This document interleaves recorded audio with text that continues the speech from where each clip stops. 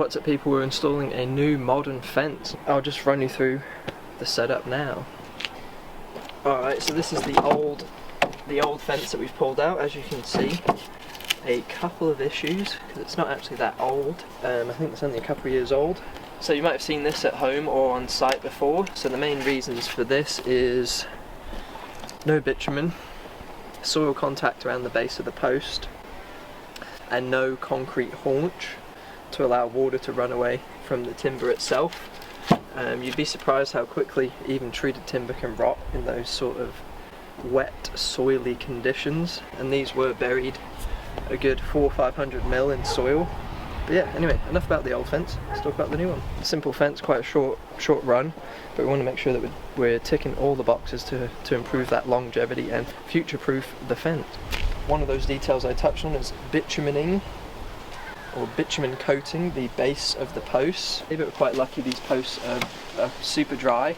We've noticed, obviously, yeah, the application to the post is much better if the timber is dry. You might have noticed here that Greg's marked up 650 in the base, just as a little datum.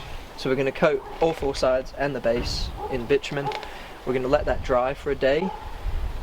We haven't always done that, but yeah, we're starting to do that. Let it dry completely so you're not going to have any water ingress as you install the postcrete. I guess step one, dig your holes, remove the original fence, whatever it may be, figure out your post spacing, get your posts, coat them in bitumen, and then yeah, carry on from there.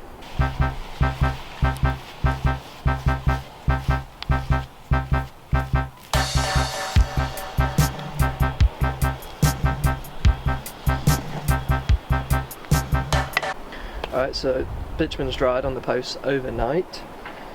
Got all that postcrete ready, so we're going for 2 bags per hole. We've got a few extras as well if we need to top it up and haunch it. Like I said, we've got pretty big holes because we had to pull the original concrete out. So this is our datum, we're going to keep this in. We're recladding it, but the posts and the framing, it's all solid.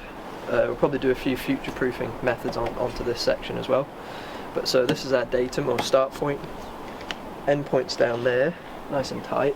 So this line represents the rear of our posts. So we're going to do something slightly different on this one.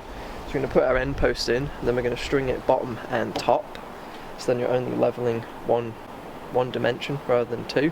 So before you put your end post in, just make sure, you can check with a tape measure or just visually, just make sure your posts are going to fit into all your holes. You don't have to be redigging the holes after the last post has gone in. So you've got our top line, bottom line, so you can see Greg's throwing the Ester level this way. This way's been set by the 2 lines, so same down there, top line, bottom line. So yeah, it just speeds up the process.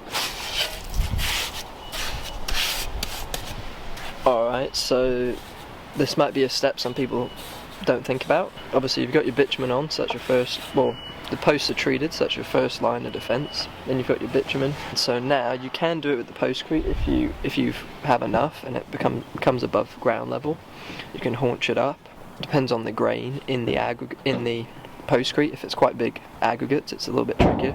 So what we tend to do is just mix up a barrow and then haunch ourselves. So what I mean by haunch is breaching ground level and then creating an angle away from the post, so any water that runs down the post is going to run away from the timber itself. It can sit in this low point, that's no problem. We're just purely trying to make sure there's no water just sitting around the base. So that's definitely what happened to the original fence.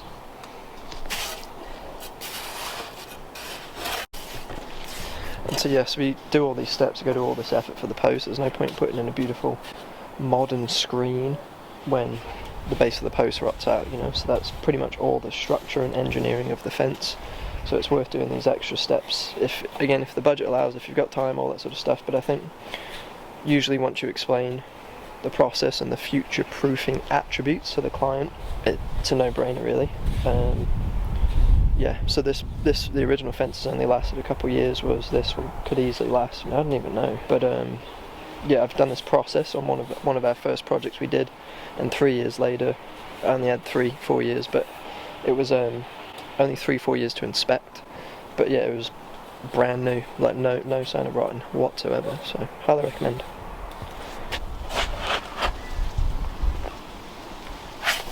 So yeah, while Greg's finishing up the haunching, just marked out for the top of our post. So yeah, we're losing a bit of a post, which is unfortunate, but we couldn't get it down to 1.8.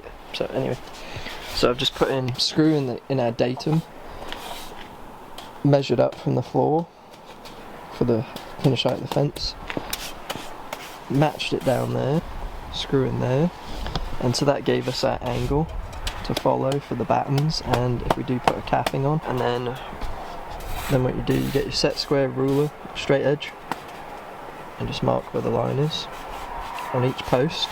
I'm going to cut these off now, but one option is to scribe across, try and match the angle, but in the past it's quite tricky, so you might end up with a little ridge where the blade didn't meet perfectly. So what I'm going to do is cut through on the line with the circular saw, and then just finish it off with the hand saw so it's one even top of the post.